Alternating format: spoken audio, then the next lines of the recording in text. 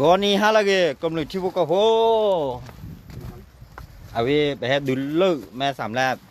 แม่ห้องสอนไปแค่ยาดาประโยชน์สักค่าเลยเปลือยยอดเท่านี้ดอกแค่เปลือยยอดเกเถาะชิโนกันมา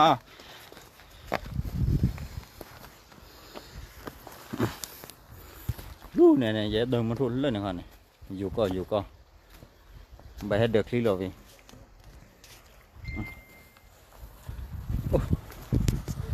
แม่สามแลบเลือตัดจัดซ้อนๆน่ะ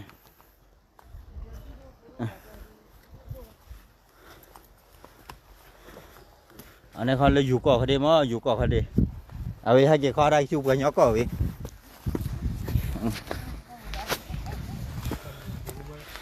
เปลือยยอดก่อแล้วไว้เปลือยยอดก่อสกี้เย่ไว้สกี้เย่ไว้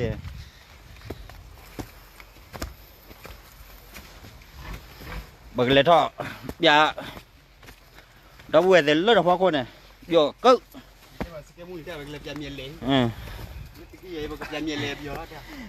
ได้ไหมครับล่ะมีอะไรเปล่า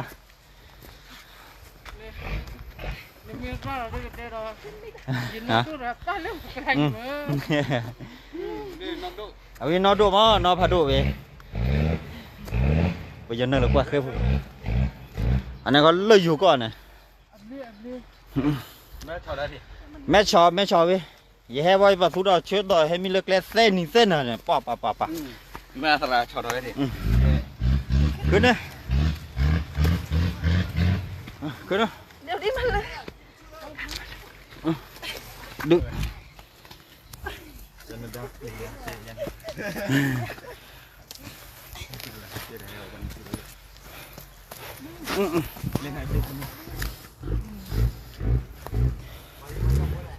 ตัวเล่เว้ย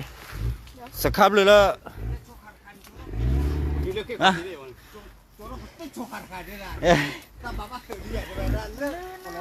ไม่ได้เลยให้ความกลัวเนี่ยให้ความกลัวเนี่ยให้ความกลัวเนี่ยยูยใช้ไม่จำเราเลยเราไม่กล้าดูเลยยกตัวว่าก็ให้เดี๋ยวเขาไปเราเนี่ยเดี๋ยวนะนี่ก็เช็ดดูช่วงหักกันเลยล่ะลงจะลงยังไงถ้ามันลุกคุ้มเรามาเนาะรู้ว่าเดี๋ยวแกตื้อจีเดี๋ยวตื้อวัดเดี๋ยวบอก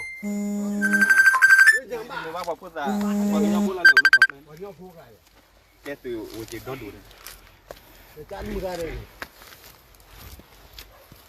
เนี่ยที่ตัวนี้เดี๋ยวนะปันนุ่มอยู่เลยเอาไว้แบบนี้อย่ามาบลูเยอะเลยล้อมมาเดี๋ยวลูกที่อะไรเลยจันยังคุกมามั้ยแม่สามแลบนะครับจังหวัดอะไรนะจังหวัดตากจังหวัดแม่ฮ่องสอนอันนี้เลยอยู่เกาะเขาดิมันเนี่ยเอาไว้เขาเลิกกันย่อเกาะวีเมราธาได้ลุยเขาดีกว่าก็เลยเมราธามั้งอ๋อเมราธาเราเลิกไปเยอะให้เบิกคุณสามร้อยตลอดเหรอเลิกอยู่ก็ปะเลิกในคนเนี่ยพอเคยเนี่ยพอบุกอะไรพอบุกอะไรวะที่บุกก็บุกได้เนาะบโยยึ่งโยดาลพับยังเนื้อตาบ่บ่อยbây giờ hay bua bay của anh nhau bây giờ hay bua bay của anh nhau ở phe rồi thì bà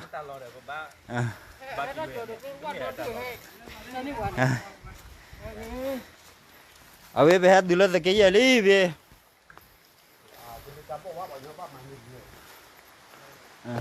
cái gì đó lo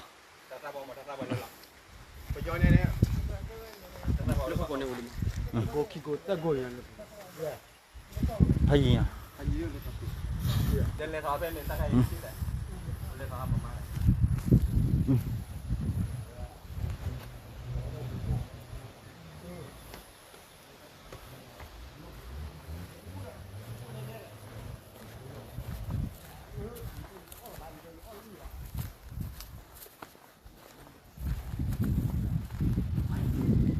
มาเที่ยวได้ครับมาเที่ยวได้ยินดีต้อนรับครับให้หาลูกเวทีล้อให้หาลูกเวทีล้อแม่อุทัยบัวย้อนนั่นเดียวเหรอชูก็ให้หาสิล้อให้หาสิล้อ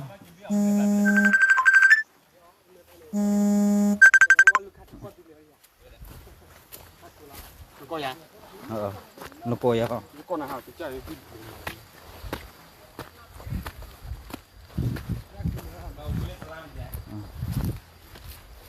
เลยกระเล็บยาว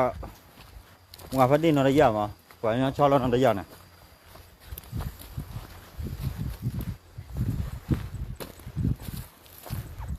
เอาเดี๋ยวหายอยู่อยากคนสิละกะ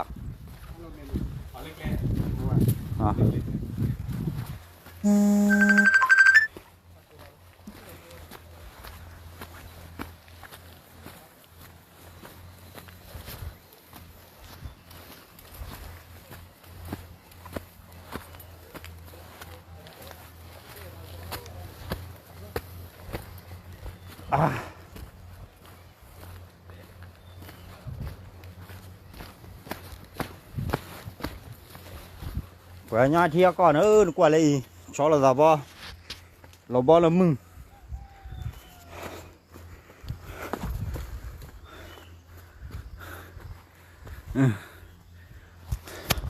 เลิกละวันเลยก็ได้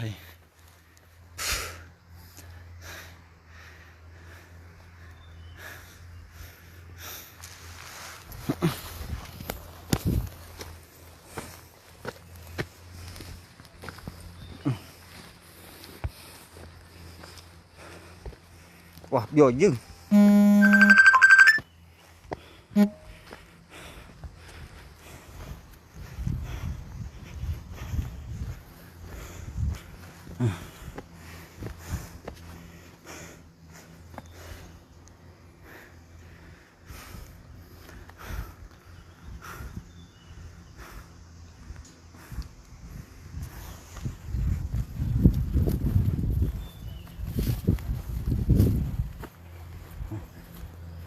อันนั้นเขาเรียกอยู่ก็เขาได้มา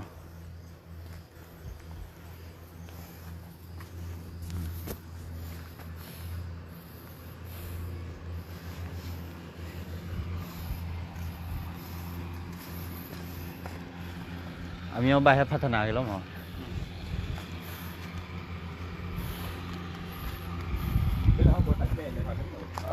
บัลเลยทอดแก้วมาดูเวลา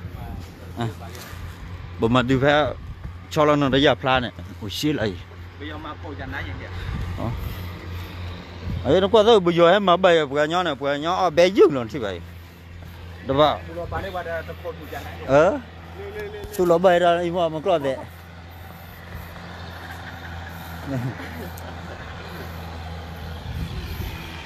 อยู่ก่อนอยู่ก่อนอีก็เลิกเราว่าอะไรเด้อเราไปดูได้ก่อนเดี๋ยวดูมาดูเจ๊ไม่เพื่อนเราบ่กำลังมาพอดีที่พวกก็พูดแต่กูเดะสวัสดีครับ